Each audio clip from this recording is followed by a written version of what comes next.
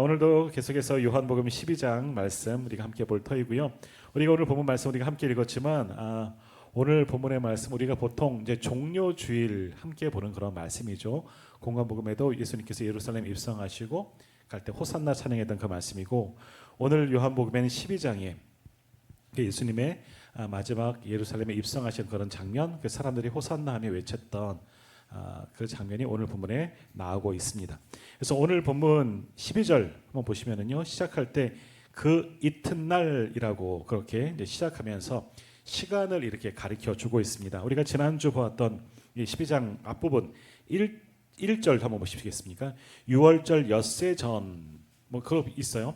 그러니까 예수님께서 십자가를 지기 이제 한 주간이 이제 시작되어진 거죠. 그리고 오늘 말씀에도 그 이튿날 뭐 이렇게 나오니까 이제 딱 시간적인 개념을 우리가 보게 되는 겁니다. 그 이튿날은 무슨 어떤 날이냐? 어떤 일이 있었던 다음 날인가? 지난주 보았던 바로 앞전에 있는 기사, 누구? 마리아의 기사죠. 주님께 향유를 부어드린 그 여인이 있었던 그 사건이 있었던 그 다음 날이다라는 겁니다. 그러니까 마리아가 주님을 만났던 날은 6월절 엿새 전, 지금 6월절 닷새 전 뭐이다라는 그런 시간적 개념이고요.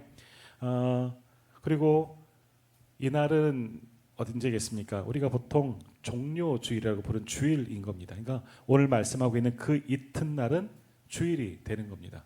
이제 여기서부터 오늘부터 주일이 되어지고 한 주간 이제 십자가의 길이 이제 요한복음에서 쭉 이어지고 있는 겁니다. 마지막 한 주간이 이제 시작되어지고 있습니다. 자, 근데 그 이튿날 무슨 일이 있었느냐라는 거죠. 자, 12절 13절 한번 보겠습니다. 12절 13절 제가 읽겠습니다. 그 이튿날에는 명절에 온 큰 무리가 예수께서 예루살렘으로 오신다는 것을 듣고 종려나무를 가지고 맞으러 나가 외치되 호산나 찬송하리로다. 주의 이름으로 오시는 이 곧 이스라엘 왕이시여 하더라라고 합니다.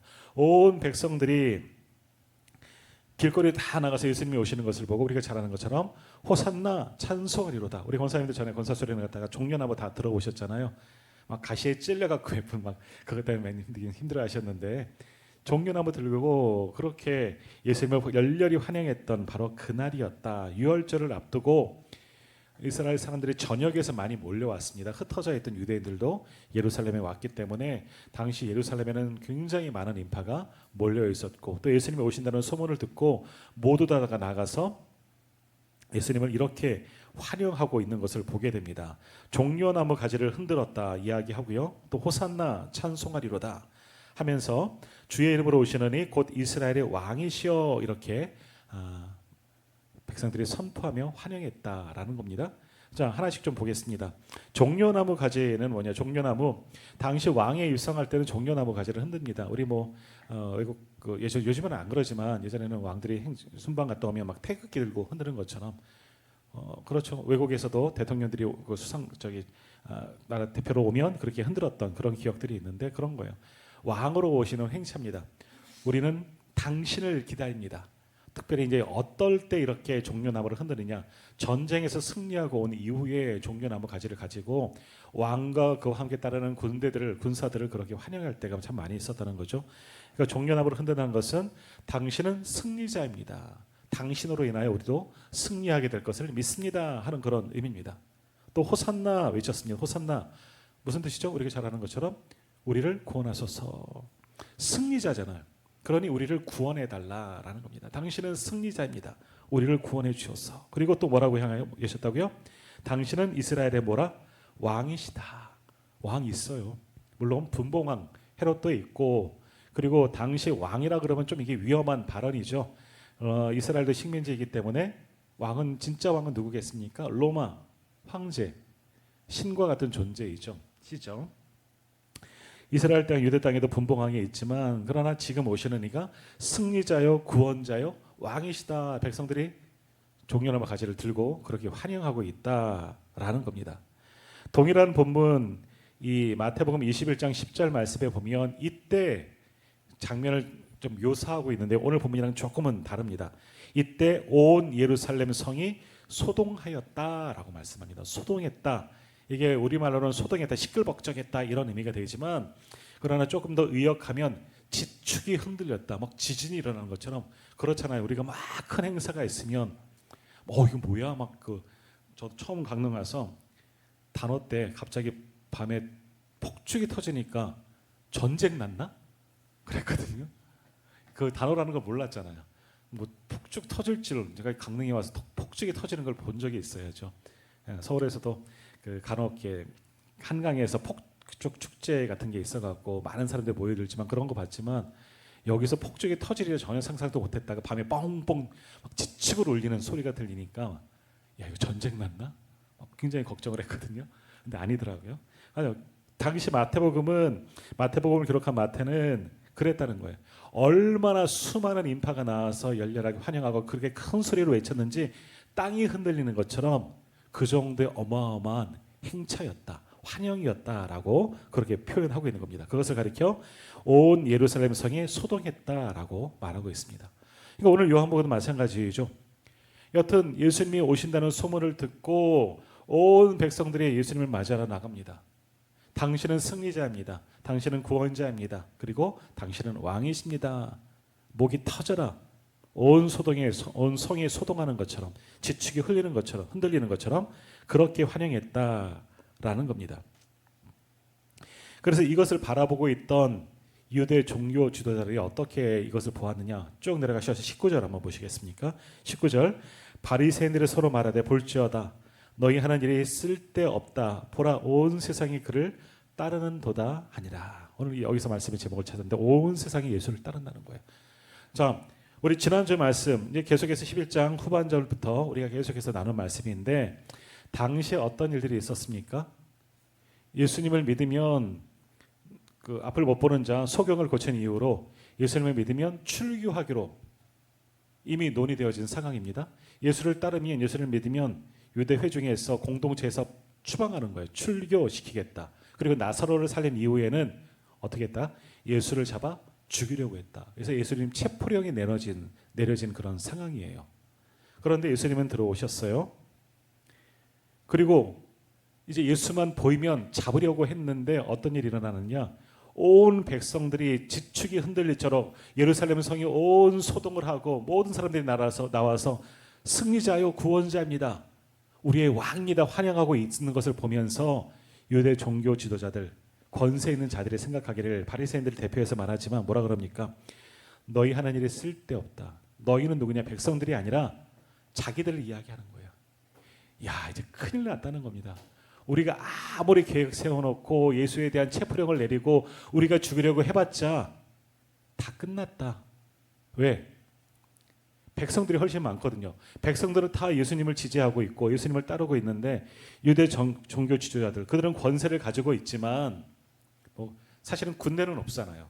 로마 정부한테 군대가 있기 때문에 지키는 병사들은 좀 있긴 했지만 그러나 이 적은 무리가 온 백성을 상대할 수는 없는 거거든요.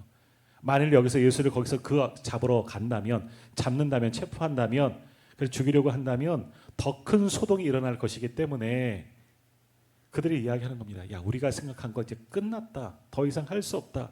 너희 하는 일이 쓸데없다. 왜? 온 세상의 모든 백성들이 다 예수를 따르기 때문이다 라고 말합니다. 그만큼 예루살렘 성이 시끄러운 겁니다. 모든 사람들이 다 예수님만 바라보고 예수님만 주목하고 있는 상황이기 때문에 아무리 체포령이 내려졌어도 이 제사장 무리들이 종교 지도자 무리들이 예수님을 체포할 수가 없는 상황이 되어버리고 말하다는 겁니다. 오히려 체포하다가 자기들이 더 곤경에 처해지고 위험해질 수 있는 그런 상황이 일어난 거죠. 자, 이런 상황이 일어난 겁니다. 보십시오. 한번 상상해 보세요. 온 백성들 예루살렘 성 안에 있는 사람이 나와 있고 예루살렘 성을 입성하는 그 모습 예수님이 오시는데 환영하고 있는 사람들 멀리서 종교 지도자들이 안절부절하면서 야 이제 다 끝났다. 어떻게 할 방법이 없다. 그 상황 속 이런 상황인 거예요. 수많은 인파들이 그렇게 길에 도열해 있고 호산나 호산나 우리의 왕이여 하고 찬양하고 있는 그때 그 모습을 한 상상해 보십시오. 그 가운데 이제 주인공 되신 예수님의 모습을 다시 한번 생각해 보겠습니다. 이렇게 환영을 받고 지지를 받고 바리새인들 유대의 권세 있는 자들은 이제 다 틀렸다 포기하고 있는 그때 정말 그들이 기대하는 예수님이 짠 하고 나타나시는데 우리가 아는 것처럼 예수님 어떠한 모습으로 오셨습니까? 14절 보시면 예수는 한 어린 나귀를 타셨다 말씀합니다. 어린 나귀. 당시 왕들도 나귀를 탑니다. 나귀는 그냥 요즘 말하면 자동차인 거죠. 말도 타고 나귀도 타는데 말은 어떨 때 타느냐? 전쟁 시에 타죠. 그러니까 전쟁을 하고 돌아올 때는 말을 타고 돌아오는 경우가 많죠. 특히 아주 휘황찬란하게 장식해놓은 백마를 타고 맨 앞에 서서 수많은 군대와 함께 얼마나 멋있겠습니까? 위험 있겠습니까? 그렇게 보겠지만 보통 때는 나귀를 탑니다. 그러니까 큰 나귀, 말만큼 크지는 않겠지만 나귀를 타고 건장한 나귀를 타고 오는데 이 나귀를 탄다는 것은 나귀가 당시 이제 평화의 상징이라는 거죠. 전쟁으로 오는 것이 아니라 군항으로 오는 것이 아니라 그저 백성을 잘 다스리는 평화의 모습으로 오는 그런 행차, 나귀를 타고 오시는 거예요. 그런데 보십시오. 예수님은 왕은 맞아요. 백성들이 하는 것처럼 왕으로 오시는데 나귀는 타시긴 타셨어요. 근데 어린 나귀, 30살쯤 되는 이 청장년에 있는 사람이 남성이 물론 예수님은 뭐 저처럼 체격이 좋지는 않으셨을 거예요. 잘 못 드셨기 때문에 아마 보통 좀 마른 체형이 아닐까 생각되어지는데 여튼 작은 나귀를 탄 거예요. 얼마 전에 이제 방송을 하나 보았더니 뭐 찌양 몇 끼인가 뭐 그런 프로그램을 잠깐 봤어요. 근데 찌양이라고 혹시 아시나요? 여자 그 유튜버죠. 엄청 먹잖아요. 어머, 그렇게 먹는 사람 처음 봤어. 근데 그 사람을 보는 게 아니라 그 사람과 함께 다닌 사람이 누구냐 하면 최영만 씨. 예전 씨름 선수 또 테크노 골리앗 2m 10 몇인가 뭐 그런 덩치도 이만한 그 양반이 이제 같이 다니는데 보통 사람들은 굉장히 난장이처럼 보이잖아요. 근데 최영만 씨가 무슨 차를 탔냐면 레일을 탔습니다. 경차를 탄 거예요. 저게 몸이 들어가? 라는 생각이 난 거예요. 그러니까 이만한 덩치가 키도 이만하고 몸도 이만한 사람이 거기 몸을 이제 구겨 넣어서 이제 아마 앞자리 타상 뒤로 의자를 다 밀어서 이렇게 제껴서 탔겠지만 레일은 그래도 경차치고 지붕이 좀 높잖아요. 타고서 야 저걸 어떻게 타고 다니지? 안 맞는 것 같아. 최영만 씨는 아주 큰 예전에 찝차 같은 거 이렇게 타고 다니면 모르겠는데 그런 생각이 들었습니다. 예수님도 보십시오. 성인 남성이 보통 나귀를 탔으면 그래도 괜찮을는데 어떻습니까? 아주 작은 어린 처음 타본 거잖아요. 처음 사람을 태웠던 나귀라 그러잖아요. 그러니까 아주 어린 거예요. 사람보다도 뭐 그렇게 크진 않을 것 같아요. 우리가 아이들 자전거 요즘에 보면 이게 뭐 전기 자전거에서 조그만 자전거도 많이 타고 다니는데 어서 보면 되게 어색하거든요.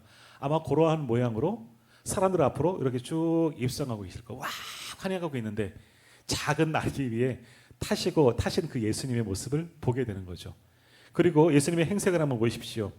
옷은 어떻습니까? 이렇게 환영받으면 그래도 옷이라도 좀 갈아입고 멋진 옷이라도 좀 그래도 뭐라도 걸치고 좀 오실 텐데 평상시 그 복장이겠죠. 예수님의 전직이 뭡니까? 목수. 갈릴리 가난한 목수였어요. 목수 출신이죠. 그 밖에서 뭐 노숙하면서 다니시는 양반이 뭔 좋은 옷이라고 있겠습니까? 아마 꼬질꼬질했던 평상시 그 유대인들은 그냥 옷 한 벌 입는 거예요. 늘 항상 덮고 자고 입기도 하는 그 아마 통으로 된 그 옷 같은 거 하나 걸쳐 입었어요. 남루한 그런 옷.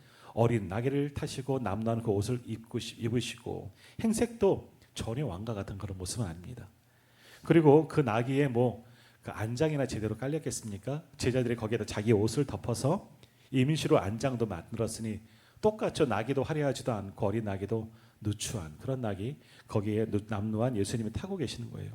그리고 어떻습니까? 왕의 행차라면 보통 막 이렇게 우리 영화제 보면 빨간 카펫 쫙 레드 카펫 쫙 깔리는데 그런 것도 없이 사람들이 종려나무 거지고 옷도 던지고 뭐 이런 것들 그것도 마찬가지예요. 당시 백성들도 똑같아요. 예수님 옷이나 그들 옷이나 비슷비슷할 거예요. 옷 한 벌 겉옷 있으면 다행인 거죠. 던져서 남루한 그런 천들로 쭉 가득하고 종려나무 가지도 있고 지저분하죠. 그런 길을 들어오시면서 뒤를 따르는 사람들은 어떤 사람이냐? 예수님과 비슷한 사람들이겠죠. 남루했던 저 갈릴리 촌구석에 살던 어부들이 반이잖아요.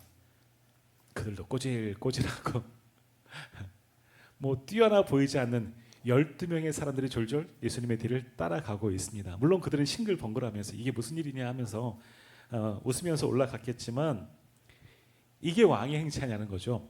우리 가끔 역사 스페셜 같은 거 보면 조선 왕들의 행차하는 그런 그림을 그려진 것들이 있어요. 제가 그 이름을 뭐라 그런지 모르겠지만 어마어마합니다.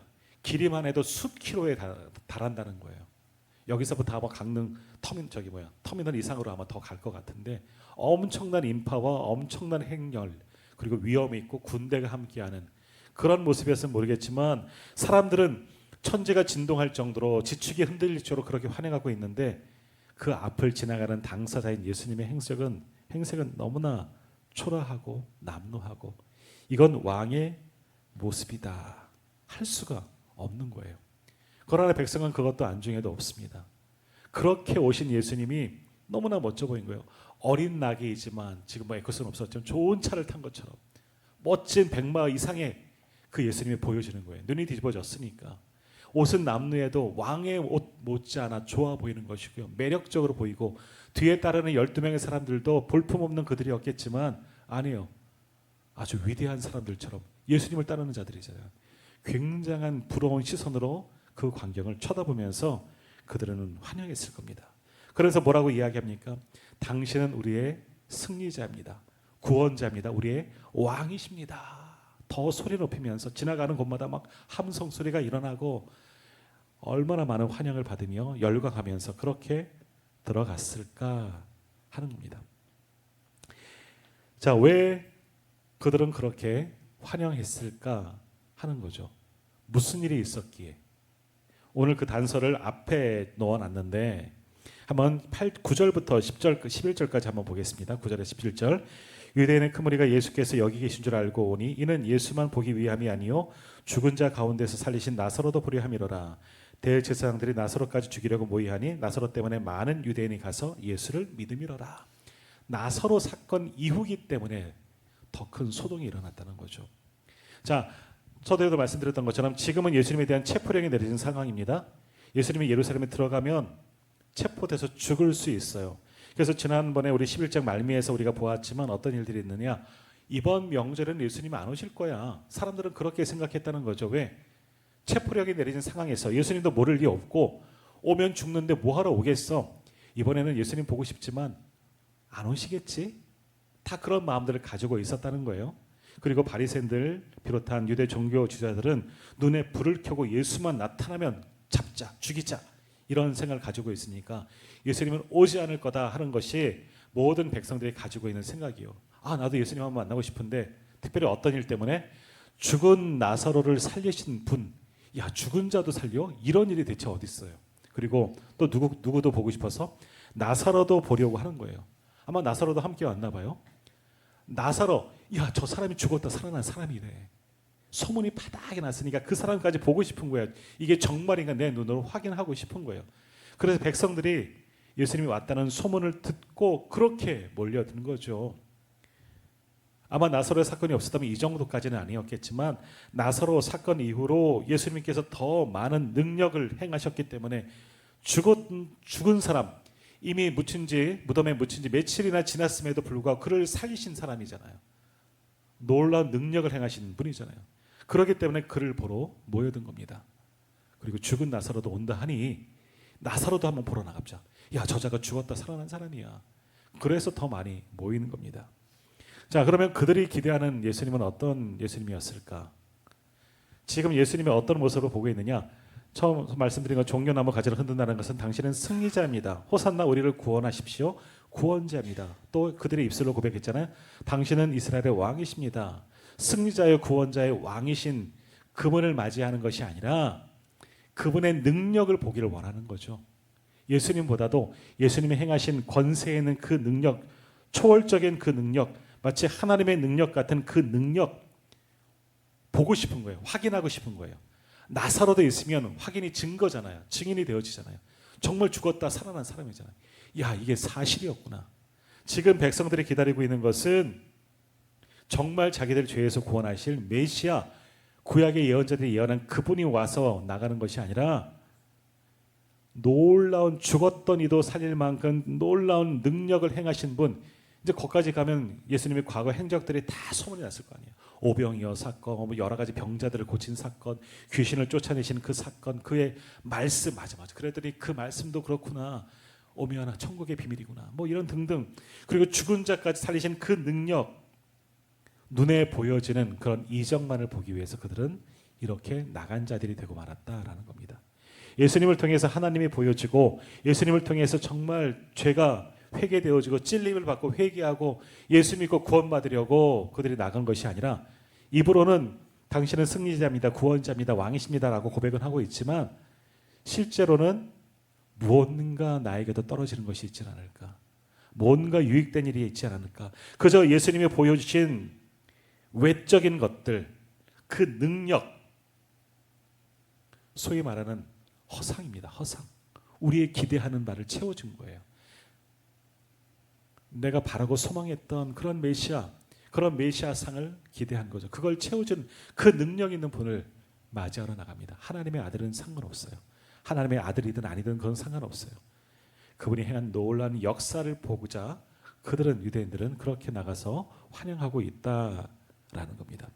예수를 보면서 내 죄가 보여지고 그 앞에 엎드려서 나는 죄인입니다, 베드로처럼 회개하며 주님을 따르는 자가 되려고 예수님을 환영한 것이 아니라 그저 예수님이 행하신 능력, 그 신비한 그 능력, 초월적인 그 능력, 나에게도 예수님을 따라다니다 보면 무언가 나도 경험하지 않겠느냐, 나에게도 그 유익이 떨어지지 않겠느냐.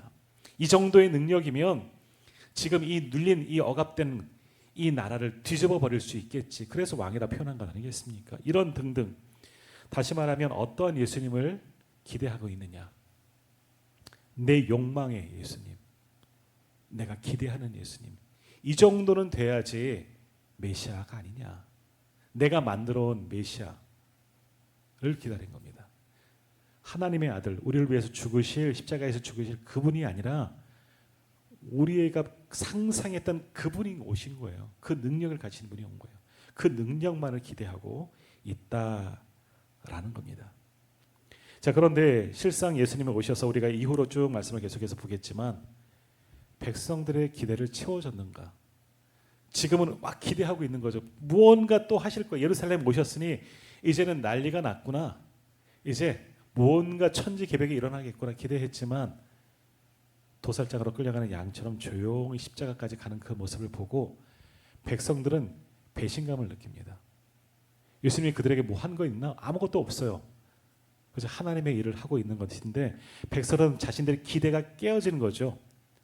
그러니 불과 며칠 만에 한 4, 5일 지나면 그들은 예수님을 저주하는 입술이 됩니다. 일요일 주일날 예수님이 예루살렘에 일성했고요.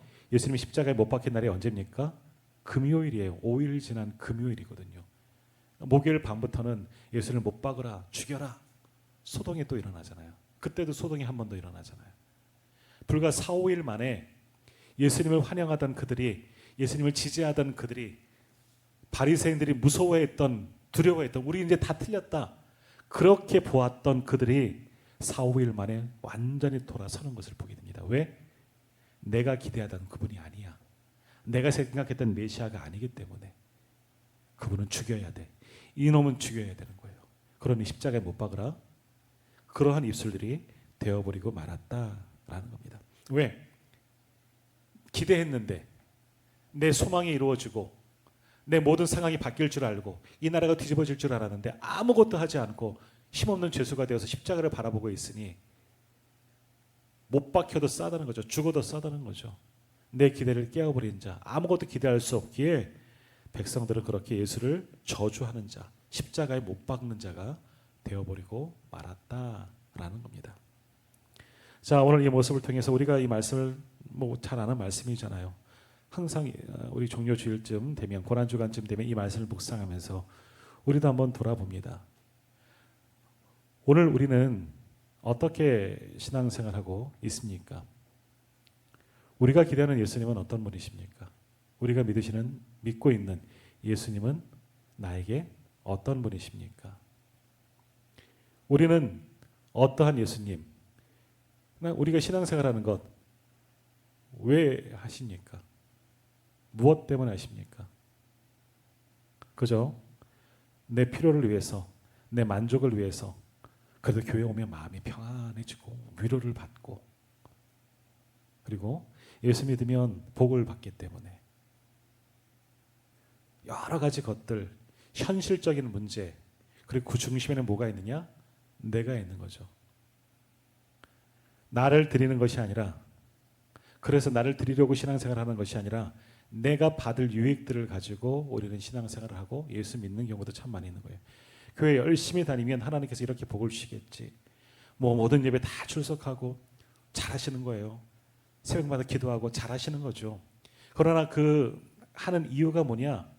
나에게만 있다면, 내가 얻을 어떤 유익을 위해서, 내 문제 해결을 위해서, 내 평강을 위해서 그렇게 신앙생활을 하고 있다면 오늘 이 유대인들과 별반 다르지 않다는 겁니다. 우리도 신앙생활이라는 기준이 딱 있는 거죠. 내가 생각하는 신앙생활은 예수 그리스도가 나를 위해 죽으셨고 그래서 그 은혜로 내가 구원받았기에 그 감사함으로 주님께 나를 태워드리는 그런 삶을 살아가는 것, 이런 신앙생활이 아니라 앞에 건 다 잊어버리고 내가 할 것도 다 잊어버리고 그저 예수를 믿으면, 이렇게 열심을 다해 헌신하고 봉사하고 예배하면, 소위 신앙생활하면 내게도 무언가 오겠지. 하나님께서 이런 나를 이뻐하시겠지. 복 주시겠지. 이 땅을 사는 동안 평안하고 어려움이 사라지고 문제, 근심, 염려 사라지고 건강도 하며 다 채워주시겠지. 이런 것들로만 가득하다면 오늘 우리도 똑같이 유대인과 같은 자들이 될 수밖에 없다라는 겁니다. 만일 우리가 기대했던 대로 내가 이렇게 기도했는데, 내가 이렇게 주를 섬겼는데 내게 돌아오는 것이 뭐야? 왜 이것이 응답되지 않을까? 이런 일들이 한가라도 생기면 오늘 우리도 돌아서서 기대를 저버리고 교회 다녀봤자 헛일이네 라고 이야기할 수밖에 없다는 겁니다. 전에도 한번 말씀드렸던 것처럼 제가 전에 있던 교회에서 이제 뭐 40여일 특별 새벽 기도를 했던 것 같아요. 그 교회에서는 아마 처음 일주일 정도로만 했는데 한 부흥회가 지나서 그 강사님이 40일 특세를 선포하고 하니까 뭐 소위 말해서 울며 겨자 먹기로 40일을 정말 특세를 했어요. 40일을. 아마 그 교회에서는 처음 했던 것 같아요. 제가 있던 교회지만. 그래서 근데 많은 사람들이 부흥회 통해서 은혜를 받고 기도의 점을 갖고 하면 40일 동안 부르짖어 기도해봐라. 하나님께서 안 들어주시겠느냐? 라고 선포하면서 이제 했더니 이제 제가 담당하고 있는 교구안에서 한 어떤 젊은 집사님도 남편의 사업장 문제 때문에 40일을 남편과 같이, 남편도 같이 교회 다니시는데 열심히, 자기 남편 얼굴이 기억이 안 나요. 그러니까 교회에서 잘 못 봤다는 이야기죠. 주일 출석만 하고 돌아가시는 분이 제가 얼굴이 기억이 안 나는 거예요. 뭐 성도가 1000명이기 때문에. 하여간 그랬어요. 남편이랑 열심히 40일을 다녔대요. 남편 사업장 이게 다 문제를 해결해 주시고 형통하게 해달라고 그 기도의 제목을 가지고 40일을 다닌 거예요. 40일이 끝난 이후에 그분이 이제 제가 섬기던 교구의 이제 구역장이었거든요. 연락이 와서 목사님 상담할 게 있어서 이러이러해서 제가 40일을 교회를 다녔는데 문제가 해결되지 않았습니다. 상황이 전혀 달라지지 않았습니다. 굉장히 낙심했어요. 이번엔 시작할 때, 기도를 시작할 때 분명히 내가 기도했으면 하나님은 응답해 주실 거야. 부흥회 동안 말씀을 통해서 들었거든요. 그분이 자기 간증을 했기, 내가 이렇게 경험하고 있으니까 당신도 한번 해봐라 라는 거거든요. 그러니까 이분은 그렇게 열심히 기도하고 평생 새벽 예배 안 하다가 40일 열심히 피곤함을 무릅쓰고 남편 손 붙잡고 나와서 거기는 주일도 하거든요. 그렇게 새벽 예배 했는데 하나님 해결된 게 아무것도 없어요. 전혀 달라진 게 없어요. 이게 무슨 뜻일까요? 이럴 때 목회자이지만 답변을 해주기가 굉장히 어렵습니다. 제가 하나님이 아니어서 잘 몰라요 하고 싶지만 그러면 목사님이 뭐 그 따위야 그럴까 봐 말도 못 하겠고 고민했어요. 무슨 뜻일까요? 근데 중요한 건 이분이 응답이 없지만 40일이 지난 이후도 계속해서 남편과 함께 새벽 예배를 다니신다는 거예요. 그래서 그렇게 말씀을 드렸던 것 같아요. 목사님, 그래도 하나님이 두 분을 사랑하시는 것 같다고. 현실의 문제는 해결되지 않았지만 두 분에게 더 귀한 믿음을 주셨습니다. 계속해서 기도하다 보면 하나님께서 그것조차도 분명히 선한 것으로 바꿔오실 것이다. 아마 그렇게 이야기를 했을 겁니다. 벌써 오래전 일이라 정확한 이야기는 기억이 나지 않지만 그래요. 만일 우리가 정말 하나님께 나오는 것, 신앙생활하는 것, 내가 무언가 원해서 이것 채워달라고 내가 생각해 놓은 이것 때문에 신앙생활을 하는 거라면 이것이 해결되지 않으면 우리의 신앙은 사라집니다. 그렇죠? 그러면 어떻게 되느냐? 오늘 똑같이 예수님을 십자가에 못 박아라 저주했던, 조금 전에는 호산나 외쳤던 그들이 십자가에 못 박아라 외쳤더니 불과 4, 5일 만에 바뀌었던 것처럼 우리도 그럴 가능성이 있다는 거죠. 우리는 어떤 신앙생활을 해야 하느냐, 그저 내가 들어가는 게 아니죠. 내가 받을 것, 내가 얻을 것, 내 평안, 내 만족이 아니라 나를 드리는 그런 신앙생활이 되어져야 한다라는 겁니다. 예수님도 이 땅에 오셨습니까? 우리를 위해서 자신을 내어 주시려고 오신 거예요. 하나님의 아들로서 이 땅에 오셔서 무언가 영광을 받고 지금처럼 그래 내가 승리자다, 내가 구원자다, 내가 너희를 구원해 줄게, 내가 너희의 왕이다, 이렇게 높임을 받으시려고 온 게 아니시잖아요. 당신을 우리를 위해서 내어 주시려고 오신 거거든요. 주님이 내어 주셨기 때문에 오늘 우리가 구원을 받았기에 우리는 뭐냐? 우리가 하는 신앙생활은 뭡니까? 그분의 은혜로 죽을 내가 구원받았기 때문에 나를 주님께 내어드리는 것, 그것이 참된 우리들의 신앙생활의 모습이 되어져야 하는 거죠. 그러니 예배 드리는 것도 감격이죠. 나를 태워드리는 겁니다. 이번 주일 예배가 이제 그런 거에 대해서 말씀을 함께 나눌 터인데, 나를 태워드리는 거예요. 봉사도 마찬가지예요. 내가 받은 은혜가 너무 커서 나는 부족하지만 내가 하는 것도 아무것도 안 되지만 주를 위해서 이거라도 내가 하려고 합니다. 나를 드리는 것, 그것이 헌신이 되는 것이고, 허물도 마찬가지입니다. 우리가 얼마나 많이 가지고 있더라도 많은 것을 드린다도 하나님께 그것이 얼마나 큰 유익이 되겠습니까? 천지를 만드신 하나님께 그것이 얼마나 크겠지만 별건 아니겠죠. 그러나 내가 할 수 있는 최고의 것을 하나님께 드리는 것, 받은 은혜에 감격해서 드리는 것, 이게 헌물이고 헌신이고 우리의 신앙생활이 되어져야 하는 것이죠. 그렇게 신앙생활할 때는 결코 흔들리지 않는 겁니다. 주님의 은혜와 감동이, 감격이 내 안에 남아있기 때문에 계속해서 주님을 위해서 나를 드릴 수 있고 태울 수 있고 다 내어드릴 수 있는 것, 이것이 참된 신앙생활의 모습이 되어져야 있지 않을까. 그러나 알고는 있죠. 왜 모르겠습니까? 저도 알고 우리 성도님들 다 아시겠지만, 그러나 현실이 보여지기 때문에 계속 육적인 것, 정욕적인 것, 세상의 것들, 이것도 구할 때도 참 많이 있다. 그러나 이게 필요해요. 이것도 구해야 돼요. 구하라, 찾으라, 두드리라 말씀하셨기 때문에 우리의 모든 문제 주님께 다 맡겨야 돼요. 하지만 이게 주가 되는 건 안 돼요. 이게 주라면 그건 잘못된 신앙생활이고, 구원의 은혜와 감격으로 나를 드리는 게 진짜 신앙생활이 되어져야 한다라는 겁니다. 오늘도 이 말씀 우리가 깊이 묵상하면서 나는 지금 어떠한 예수님을 믿고 있느냐, 나를 채워줄, 내 필요를 채워줄 그러한 내가 생각해 놓은 주님이신지, 아니면 하나님의 아들로 나를 구원하신 진정한 메시아 되신 예수 그리스도를 믿고 있는지 한번 가만히 잘 생각해 보시면서 어떻게 신앙생활을 해야 할지 깊이 고민하고 그렇게 참된 신앙으로 나아갈 수 있는 저와 우리 모든 성도님들 되시기를 간절히 소망합니다. 함께 기도하겠습니다.